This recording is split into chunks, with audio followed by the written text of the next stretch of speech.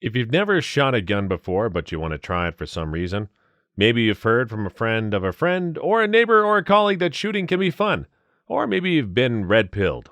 To say shooting is fun is an understatement. It can be a real treat. Even more so if it's your first time and you do it right. But it won't be fun at all if you end up shooting a gun that kicks too much. Similarly, if the ammo for your gun's particular chambering doesn't turn out to be wallet-friendly and costs over $1 per round, you probably won't even bother shooting the damn thing. In this video, I'll talk about my funnest guns to shoot. These guns and the cartridges they are chambered for are known to have very manageable recoil. The cartridges also have some of the lowest per round prices anywhere in the country, and I'll touch on each of them, plus a specific brand of ammo I would recommend for each of the guns that I'll talk about. So, stick around until the end of the video. Number 1. Ruger 10, 22, and 22 long rifle.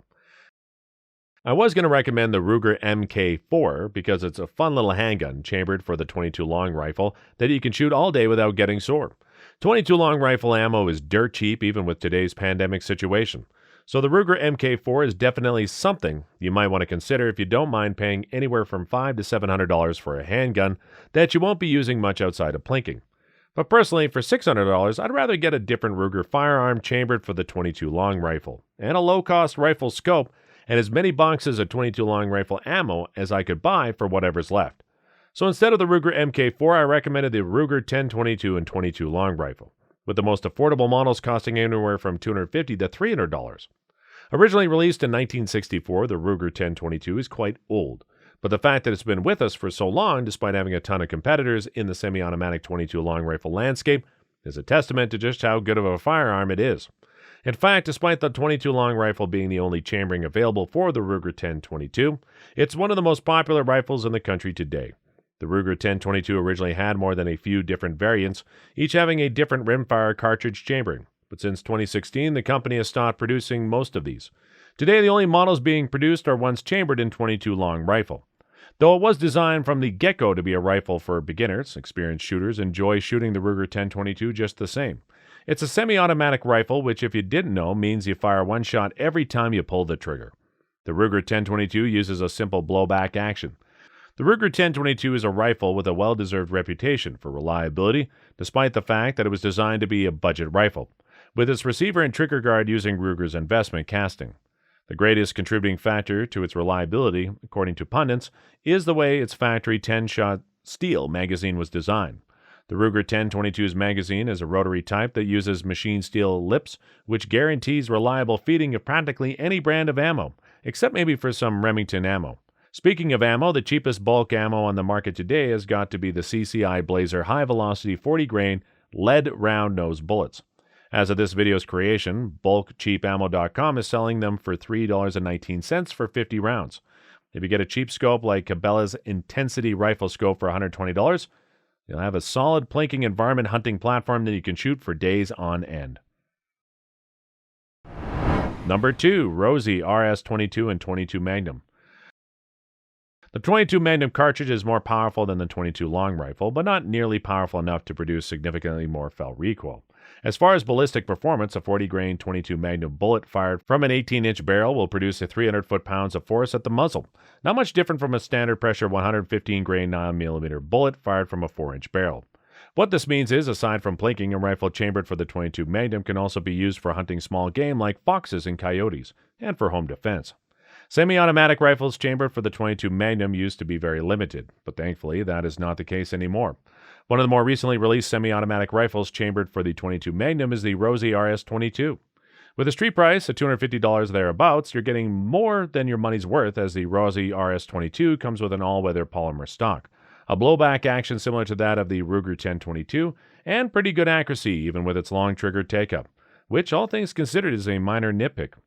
Similar to the Ruger 1022 ammo capacity, the Rosy RS22's magazine holds 10 rounds of 22 Magnum, but doesn't use the rotary feeding system that the Ruger's 1022 10-round magazine is known for. So then you might be wondering, why is this gun priced the same as the Ruger 1022 when it's also a semi-automatic and it's chambered for a more potent rifle caliber? What gives? Well, there are two things.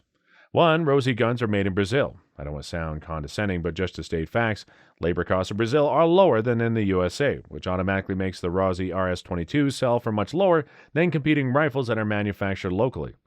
2, a Rosy will never be as good as Ruger, if we're just talking quality, fit and finish, and durability. For $250 brand new, you'd be hard-pressed to find a semi-automatic rifle chambered for the .22 Magnum that requires little maintenance and has respectable accuracy like the Rosy RS-22.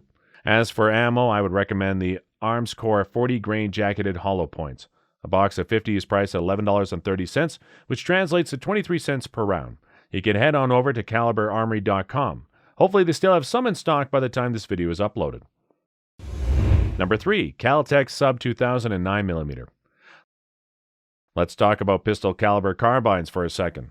Pistol caliber carbines have all been the rage in the past several years, and there are more than a few good reasons why the demand for these guns continues to grow every year.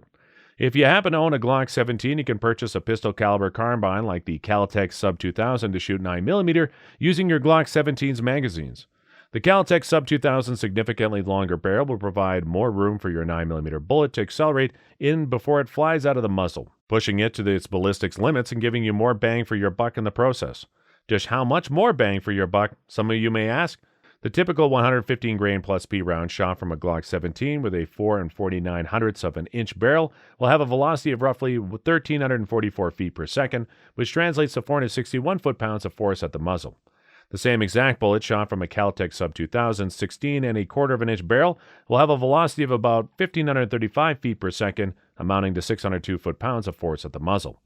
That's a 30.58% increase in muzzle energy, which on paper may not seem a lot to you, but a 115 grain plus P 9mm from Caltech Sub 2000 will outperform a 125 grain 357 Magnum from a 4-inch Smith & Wesson 686. With its longer barrel in stock, the Caltech Sub 2000 will have a much more manageable recoil, making it a real pleasure to shoot. A brand new Caltech Sub 2000 has a street price of $450, which is just a little over half the price of a brand new Smith & Wesson 686. It can use 33-round Glock mags. It has room for a rifle scope, a laser, a flashlight, a foregrip, or any other attachment you can think of. But the Caltech isn't like any other carbine, because it's a folding carbine that easily fits in a small backpack and deploys in mere seconds. The Caltech Sub 2000 is unique in that it's a foldable pistol caliber carbine and is available in either 9mm or 40 Smith & Wesson. I wouldn't recommend you purchase the one in 40 Smith & Wesson because it has a bit of a snappier recoil, and 40 Smith & Wesson ammo is more expensive than 9mm ammo. Speaking of ammo, the most affordable 9mm ammo as of this video creation is Mountain City Supply's 115 grain full metal jacket. A 1,000 round crate costs $242.99, or 24 cents per round. If that price doesn't sound appealing, it's because, well, it isn't. But it's also because of the pandemic. Number 4, build your own Frankenstein AR-15 and 5.56mm NATO. And we're down to my last recommendation, the AR-15. This probably didn't come to you as a surprise. If you're only just recently been red-pilled, so there's a pretty good chance you have anti-gun friends who hate the AR-15. Just as a quick FYI, your leftist friends think the AR in AR-15 stands for assault rifle. But really, AR stands for Armalite rifle. I won't get into the details. You can do a bit of research on the subject and just thank me later. For now, let me tell you something that makes my AR-15 recommendation kind of unique. I'm not recommending the AR-15 in this video simply because of my bias towards it. I'm recommending it because besides the platform having a reputation for reliability, modularity, and mild recoil, it also chambers and shoots the .223 Remington. You may ask what's the big deal if the AR-15 accepts the .223 Remington. Well, if you check ammo prices online, the 4 most affordable brands of ammo are the .22 long rifle, the .22 Magnum, the 9mm, and the .223 Remington. Currently, the most affordable .223 Remington ammo, which also happens to be the most affordable centerfire rifle cartridge ammo in the country, is Talamo's 55-grain steel-cased full metal jacket. It's priced at $363 per 1,000 rounds, or 36 cents per round. If steel-cased ammo sounds iffy to you, the cheapest brass-cased .223 Remington ammo is PMC's bronze 55-grain full metal jacket, selling for $411 per 1,000 rounds, or 41 cents per round. Every once in a while, you'll see bulk ammo for 7.62 by 39mm, having the same price per round as the .223 Remington, but I can't recommend any firearm chambered for the 7.62 by 39mm at the moment.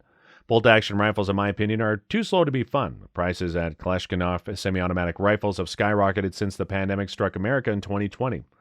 Going back to why I recommend the AR-15 and 5.56mm NATO, besides the fact that the 223 Remington ammo is the cheapest out of all centerfire rifle cartridges at the moment, you can also build yourself an AR-15 for really cheap.